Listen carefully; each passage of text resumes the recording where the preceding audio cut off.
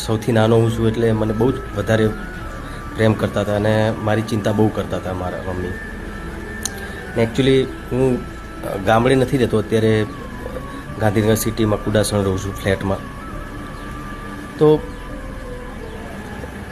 ઘણી વખત હું મમ્મીને કહું પણ ખરો કે મમ્મી એકવાર તું આવતો ખરી મારા ત્યાં રહેવા માટે. તો મમ્મી કે ના, મને ગામડામાં રહેલું છે એટલે મને ત્યાં ફ્લેટમાં રહેતા નહીં ફાવે.